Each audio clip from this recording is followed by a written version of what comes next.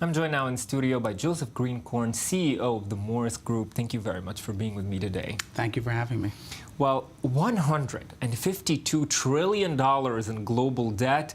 The first thing I want to ask you, I think our viewers would be interested in that too, who or what is responsible for this astronomical figure? Well, it's really a staggering number. Again, it's almost 225% of the global GDP. It's really, really amazing. I mean, there's several factors that really go into it. So first of all, of course, there's slow GDP, easy and cheap access to credit right now as everyone's borrowing, of course. And also it's the government's need of continuous stimulation towards their countries and economies. That's what's, what's really causing this right now. And how do you see this affecting the economy globally? The IMF is already warning of another financial crisis like the one we saw in 2008. Listen, it could be a major problem because at the end of the day, as they keep borrowing, the cost of borrowing will start to tick up. And at the end of the day, sooner or later it has to stop. And once it stops, you could risk the factor of default. And once it defaults, as the IMF said, it could trigger, again, another big financial crisis. And yet, as we saw in that report just now, the IMF is saying spend more. Can you explain this approach to us? Does it make sense? I don't really think it makes sense at the end of the day because, they've tried this with many, many other countries in the EU, and it has done very little for GDP. That's what they've been trying to do, actually, starting the GDP, getting it growing again. And for the last year or two, it's almost done nothing. I mean, they have to go to new tools, I think, to really turn this around and really make GDP happen right now. Well, Mr. Grinkorn, you're staying with us as we continue with our Economy magazine for this next story as well. That's our next headline today. The U.S. economy generated 156,000 new jobs in September, according to the Bureau of Labor Statistics. But the results did not meet expectations. Economists had predicted up to 20,000 more new jobs for September. Let's take a look.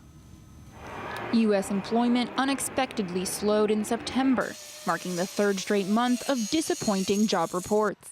The Labor Department announced 156,000 new payrolls, down 11,000 jobs from August's revised number. And the lower number looks especially bleak when compared year on year. Thus far this year, job growth has averaged 178,000 per month, compared with an average of 229,000 per month in 2015.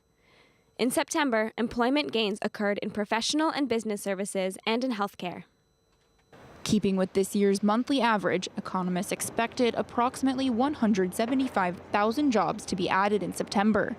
However, to keep up with population growth, the economy only needs 100,000 new jobs a month, according to Fed Chair Janet Yellen. The Federal Reserve has been signaling positivity in the economy as it entertains a second rate hike. And Vice Chairman Stanley Fischer is calling the report a Goldilocks reading, indicating that the numbers could be at just the right levels for an interest rate hike. Unemployment is somewhere very close to the natural rate. I think we're close to full employment.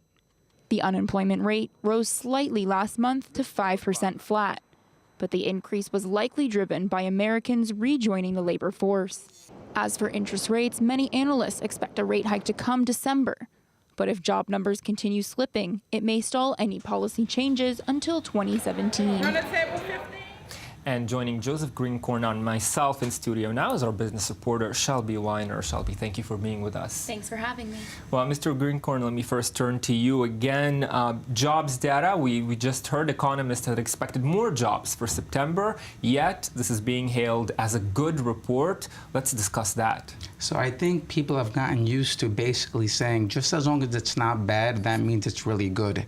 So I think they're just really, really happy that, again, it's not something terrible. And again, it's, really more or less, kind of within their, hit or miss target, off by several thousand jobs. Again, just not bad really, really means good for the economies right now and markets. And Shelby, the Fed continues to signal it wants to raise rates. How does this release of this new jobs report impact that? So the jobs report is very important in terms of what the Fed is going to do. Policymakers are really concerned about employment and are Americans getting more jobs, are more jobs available. It's a clear signal of how the economy is doing. And as we just heard in this report, a lot of people felt that they were going to be pleased enough and this reading was just right to get a move out of policymakers in the Fed. But we've only got 2 meetings left this year where we could see a potential rate hike. One is in November, right before the elections, and they don't like to mix things up, and that's going to be a lot of change. So we're looking at maybe December there being a rate change. It's really looking likely at this point. We'll have to see how things play out over the next few months. Well, Mr. Grinkorn, do you agree with this prediction about the Fed for the next few months? Well, I don't think the Fed, I've been saying, really like all of long here on the show, of course, I don't see any sort of like any move from Janet Yellen through 2016. If there's some amazing positive news towards the end of the year, I think we could see something maybe like in December. But again, Janet Yellen has always said data dependency, and overall throughout the year, it's been really spotty and really inconsistent. So I think she's looking for some kind of stability, and then obviously, she'll make a move. Well, one of the interesting points in this report was that though more than 150,000 jobs were added, the unemployment rate slightly went up. How can we explain this discrepancy? It seems like it would make sense that it would be the other way around. Well, I think honestly, it's almost like a one-off, as all of the numbers were very, very moderate. I think, towards the next job reports, we're really going to get some more clarity and see how the number either ticks up or down going forward. Shelby, that was also something people wondered about, how to make sense of this unemployment rate going slightly up, though so many jobs were added. It's definitely something to look at, and one explanation is that there were more people re-entering the workforce. So as the jobs are available, the percentage of unemployment has a lot to do with the amount of people who are actively looking for jobs. So unemployment went up 0.1 percentage point, but the labor force also grew by almost 450,000 people. So that really plays into this numbers game, and it's something you have to remember when you're looking at all the different data points. Well, Mr. Grinkorn, let's sum up by asking you if you're optimistic about the state of the U.S. economy at this point. I definitely am, and I've always been kind of very bullish, especially, when you really take a snapshot of the other global economies. I think the U.S. is in the best shape right now.